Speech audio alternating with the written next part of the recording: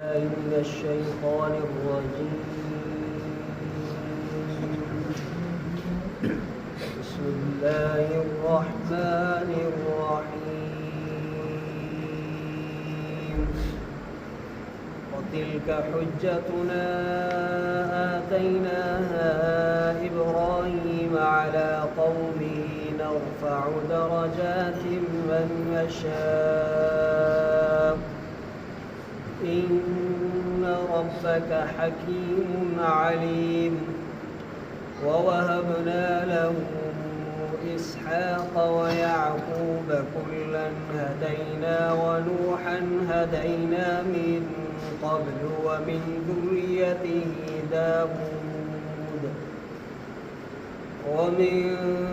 ذريته داود وسليمان وأيوب ويوسف وموسى وهارون وكذلك نجزي المحسنين.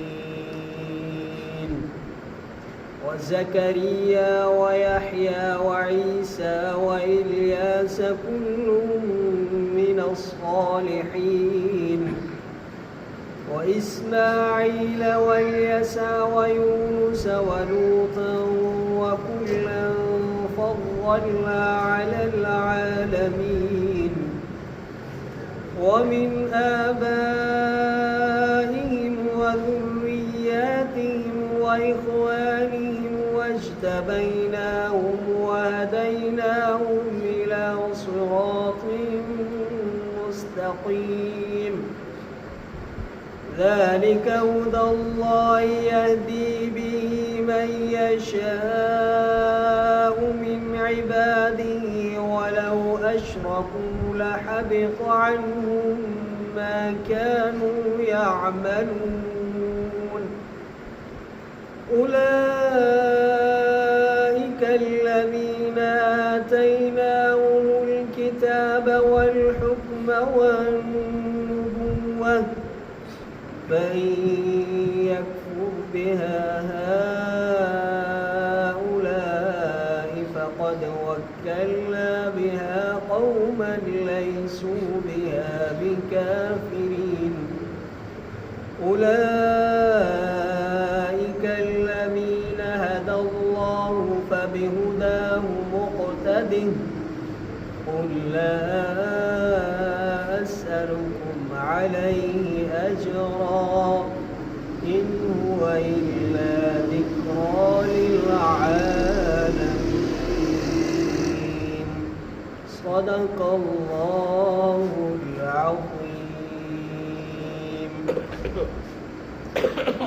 إيان دليل أسانجا जो ॾिना आहिनि असांजे इब्राहिम अलैहिस्सलाम खे उन जे क़ौम ते ऐं बुलंद कयूं था दरजात जंहिंजा चाहियूं असां। बेशक रब तुंहिंजो हिकमत वारो ॼाणंदड़ आहे। ऐं हिबो कयोसीं ॾिनोसीं असां इन जे लाइ इसहाक ऐं याकूब अलैहिस्सलाम। हर हिकिड़े खे हिदायत कईसीं असां ऐं नूह अलैहिस्सलाम खे हिदायत कईसीं असां अॻे ऐं उन जे औलाद मां दाऊद अलैहिस्सलाम, सुलेमान अलैहिस्सलाम, अयूब अलैहिस्सलाम, यूसुफ अलैहिस्सलाम, मूसा अलैहिस्सलाम, हारून अलैहिस्सलाम। अहिड़ी तरह बदिलो ॾियूं था असां नेकोकारनि खे भलारनि खे।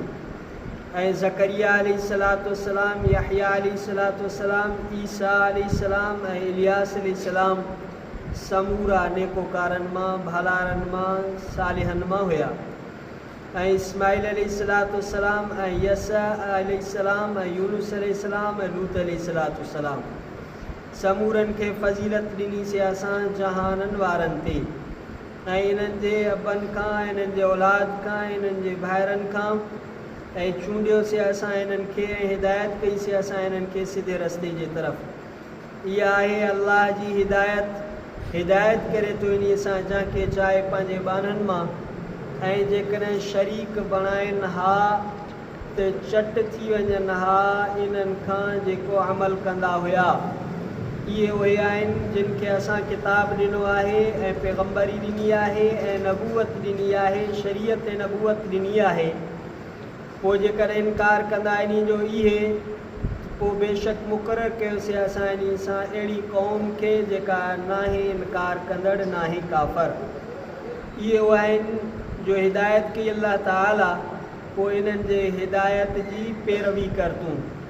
चओ त नथो सवाल कयां मां तव्हां खां इन्हीअ ते कंहिं बि अजुर जो कंहिं बि मज़दूरी जो नाहे इहो मगर नसीहत जहान वारनि जे लाइ। सूरह अनआम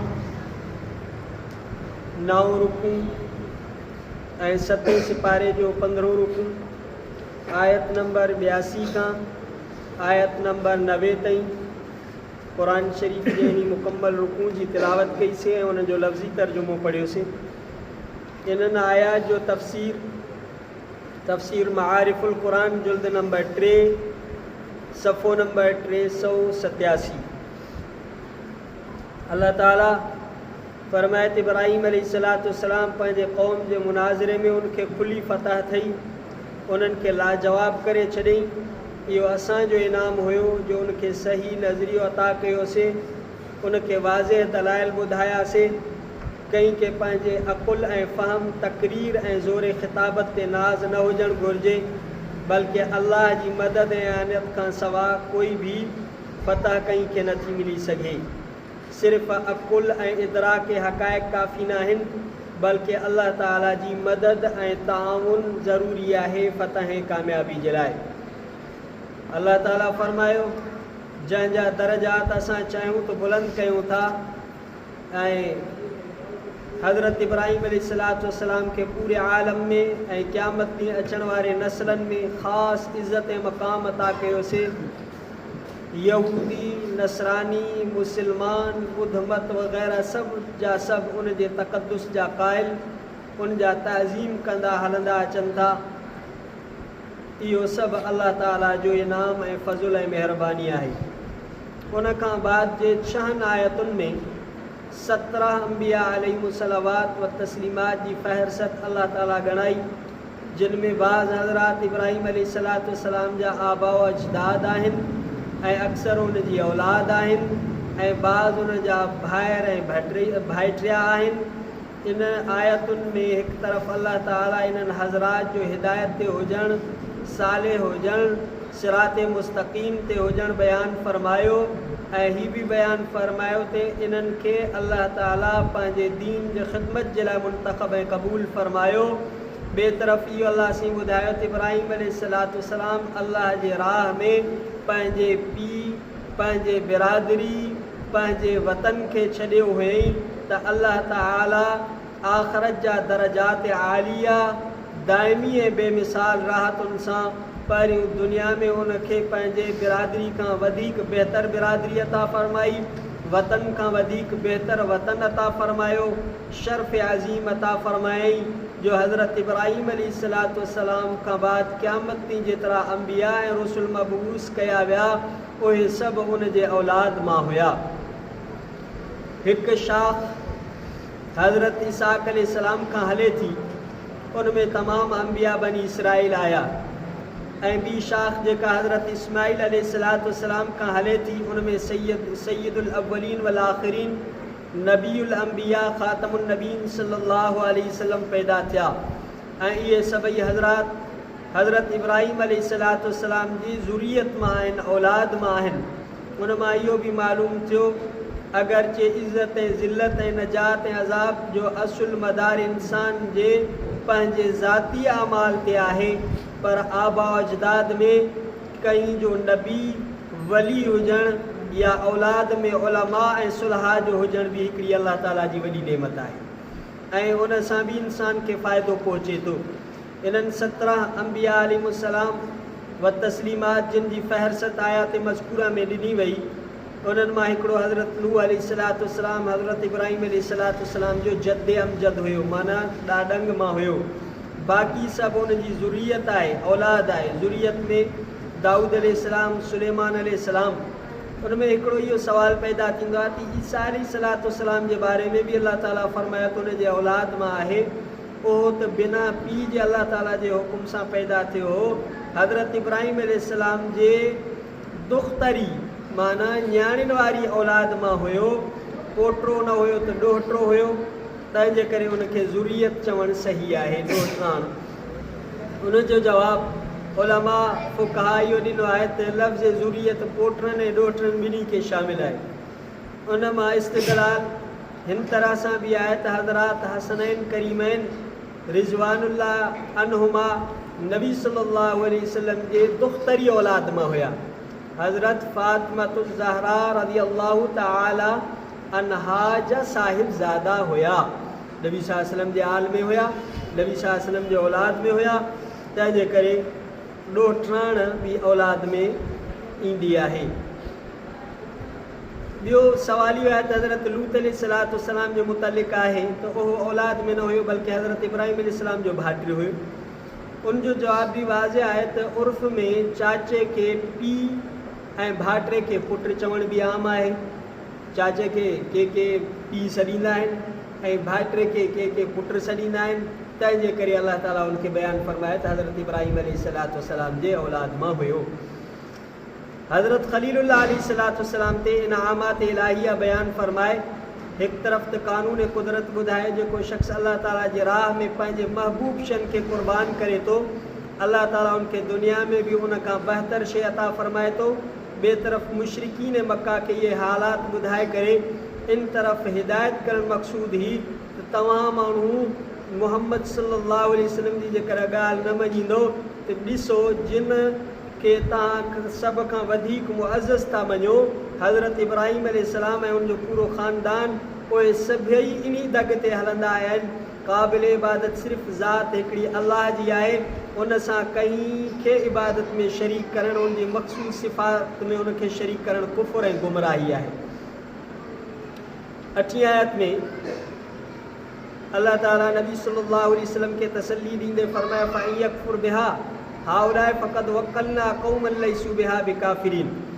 जेकर इहे इनकार कंदा त पोइ असां अहिड़ी क़ौम पैदा कंदासीं जेके काफ़र न हूंदा, इनकारी न हूंदा। तूं ग़म न कर, छो जो असां तुंहिंजी दावत ऐं हिदायत खे मञण वारा ऐं अपनाइण वारनि जी अहिड़ी क़ौम पैदा कई आहे जेके उहे कुफ़ुर बि न कंदा, इनकार बि न कंदा। उन ज़माने में मौजूद नबी सल्लल्लाहु अलैहि वसल्लम जा मुहाजिर सहाबा ऐं अंसार सहाबा भी दाख़िल आहिनि जिन नबी सल्लल्लाहु अलैहि वसल्लम जी तालीमात खे मञियो। ऐं क़यामत ॾींहुं अचण वारा जेके मुस्लमान भी नबी सल्लल्लाहु अलैहि वसल्लम जी ताबेदारी कनि था, इत्तिबा कनि था ऐं नबी सल्लल्लाहु अलैहि वसल्लम जे ॿुधायल शरीयत जे मुताबिक़ अक़ीदा रखी करे आका अलैहिस्सलातु वस्सलाम जी ताबेदारी कनि था, त इहे भी इन में दाख़िल आहिनि जेके नबी सल्लल्लाहु अलैहि वसल्लम खे मञनि था। अल्लाह ताला इन सभु माण्हुनि जे लाइ इहा इनाम ऐं मक़ाम मदह फ़रमायो त जेके नबी सल्लल्लाहु अलैहि वसल्लम उनजे दीन खे, उनजे शरीयत खे मञनि था, अल्लाह ताला उन्हनि जी तारीफ़ फ़रमाई। आख़िरी आयत में अल्लाह ताला फ़रमाए इन्हनि अंबिया अलैहिमुस सलवात व तस्लीमात हिदायत जे रस्ते ते हुया, तूं बि इन्हनि वारे दग ते हली पो। ऐं इन आयत जे आख़िरी हिस्से में अल्लाह ताला फ़रमाए इन्हनि खे चवनि ला असलकुम अलैहि अजरा, मां तव्हां खां इन तबलीग ते, इन दीन सेखारण ते, दीन ॿुधाइण ते, क़ुरान ॿुधाइण ते, शरीयत जे ॿुधाइण ते का बि मज़दूरी तलब नथो कयां। बिल फ़र्ज़ वल महाल, जीअं अॼुकल्ह स्कूलनि में जॾहिं फ़ीसूं आहिनि न, अहिड़ी जेकर तालीम क़ुरान ते फ़ीस हुजे हा न, माण्हू क़ुरान ई कोन पढ़ाइनि हा। पोइ हुजत क़यामत जॾहिं क़ाइमु कंदा हुआसीं, मौलवियुनि दीन महांगो करे छॾियो, असां कीअं क़ुरान पढ़ायूं, असां कीअं, असां वटि एतिरी फ़ीस हुई कोन जो असां अल्लाह ताला तंहिंजे करे जिन शयुनि जी दुनिया में ज़रूरत आहे उहा अल्लाह ताला फ्री ऑफ कास्ट बिना क़ीमत जे रखियूं आहिनि। हवा जी ज़रूरत आहे, उनजी काई बि जेको आहे क़ीमत कोन्हे का। ऐं अहिड़े नमूने सां रोशनी जी ज़रूरत आहे, सिज वारे रोशनी जी काई बि क़ीमत कोन्हे का। गर्मी सर्दी जी ज़रूरत आहे, उनजी अल्लाह ताला काई बि क़ीमत न रखी आहे। जेके ज़रूरियात आहिनि उहे मुफ़्त में आहिनि। ऑक्सीजन आहे जेका असां 24 कलाक इनखे हासिलु कयूं था, इन जी काई बि क़ीमत कोन्हे का। जेकॾहिं सिर्फ़ु असां वञी ॾिसूं इस्पतालुनि में वेंटिलेटर जी क़ीमत मालूम करे ॾिसूं त 8 ॾींहं जी बि असां वटि पैसा कोन्हनि के जेके इहे असां भरे सघूं। अल्लाह ताला क़ुरान बि ज़रूरत आहे इंसान जी, कामयाबी आहे, तंहिंजे करे अल्लाह ताला क़ुरान जे तालीम खे, दीन खे बि मुफ़्त में रखियो आहे। मथां क़यामत जॾहिं कोई उथी करे हुजत करे सही दीन महांगो हुयो, क़ुरान महांगो हुयो, असां पढ़ी न पिया सघूं, दीन अपनाए न पिया सघूं, तंहिंजे करे अल्लाह ताला हबीब करीम सल्लल्लाहु अलैहि वसल्लम खे फ़रमाए इहो ऐलान कर ला असअलुकुम अलैहि अजरा, मां तव्हां खां इन ते का मज़दूरी नथो तलब कयां, का फीस तलब नथो कयां। इन हुआ इल्ला ज़िक्रा लिल आलमीन, इहो क़ुरान, इहो दीन, इहा नबी सल्लल्लाहु अलैहि वसल्लम जी शरीयत मुतहरा पूरे जहान वारनि जे लाइ नसीहत आहे। तेसिताणी रुकू पूरो थियो। इंशाअल्लाह ताला ज़िंदगी रही वरी सुभाणे वारो रुकू सुभाणे तिलावत कंदासीं। रब्बना आतिना फ़िद दुनिया हसनतन व फ़िल आख़िरति हसनतन व क़िना अज़ाबन्नार। अल्लाहुम्मा इन्नका अफ़ुव्वुन करीम तुहिब्बुल अफ़्व फ़अफ़ु अन्ना। सल्लल्लाहु तआला अला खैरि ख़ल्क़िही व सल्लम अला आलिहि व अस्हाबिहि व अज़वाजिहि व ज़ुर्रिय्यतिहि अजमईन बिरहमतिका या अरहमर राहिमीन। ला इलाहा इल्लल्लाह मुहम्मदुर रसूलुल्लाह सल्लल्लाहु अलैहि वसल्लम।